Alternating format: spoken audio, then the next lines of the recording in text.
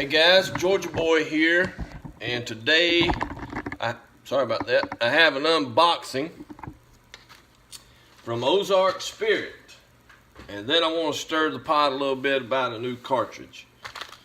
And Ozark sent me a big old pack of 45-70 bullets, and these are 300 and something grain, I forget, hollow point. Looks like high-tech coated, maybe powder coat, I'm not sure, and gas check. So he sent me some that way, some just coated, no gas check, some raw. But that ought to be a dandy right there. Let's load some of those up and see how they feed and shoot in my 95. And he also sent me out something else. When I got this 1895, it had scope bases on it. I took them off, and I had mentioned I had to order the screws, the receiver plug screws here. And he said, well, he had got a 95, and he put a scope on his and wasn't planning on, taking it off. So he had those receiver screws. So he sent those to me, and I stuck those on here. They are a perfect fit. So, no issues there. So, Ozark, I want to thank you. So, next up, I want to talk about a new cartridge. And some of you guys, this is old news for you. You guys stay on top of this sort of stuff. I didn't know a thing about it until Killing Time mentioned it on Slack. And then me and James Pollard began to investigate it, and we talked it through there for a while. And anyway, at SHOT Show this year, Winchester introduced a new cartridge called the 350 Legend.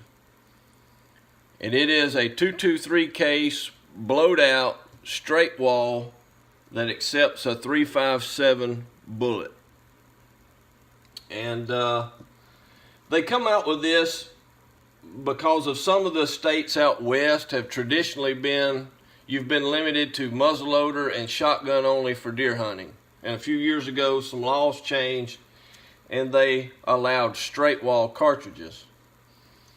And 44, 444, 45-70, and that's why the 450 Bushmaster was such a hit out there in ARs and in the Ruger Ranch rifle.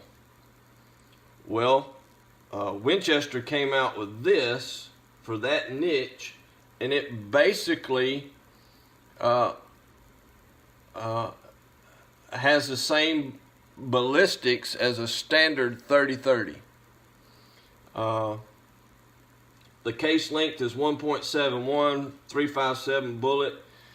It's coming out in 145 grain full metal jackets, 150 and 180 grain hunting bullets, and a 265 grain sub.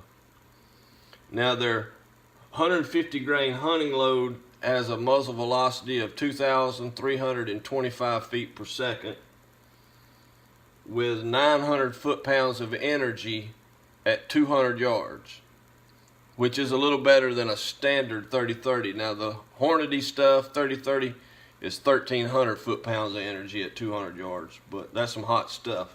So it's about like a standard 150 30-30. And so for those guys who don't want the recoil of the 450 and such in those states, this is going to be a good option, I think. CMMG also was working with Winchester and introduced an AR-15 chambered for this at SHOT Show. Standard AR lower, standard magwell. So that's going to be neat when barrels and stuff like that start getting made available. And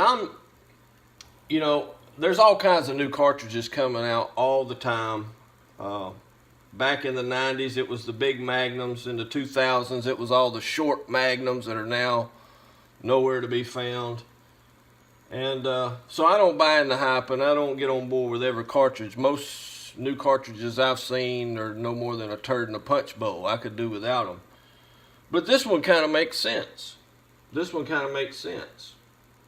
And it looks like it'll be the casters and reloaders' dream with that 357 bullet. And so maybe Ruger will get on board with it, put it in their ranch rifle, because Winchester's lower end rifles aren't, in my opinion, that great. But I think it'd be wildly successful in a Ruger ranch and an AR. So anyway, one other thing, you know, if that does happen, and one thing me and James Pollard was talking about, what will that do to the 300 Blackout then? That could get interesting, I guess. So anyway, if you hadn't saw that cartridge, check it out, see what you think. Ozark, thank you for the screws and for the bullets. You guys take care and stay warm.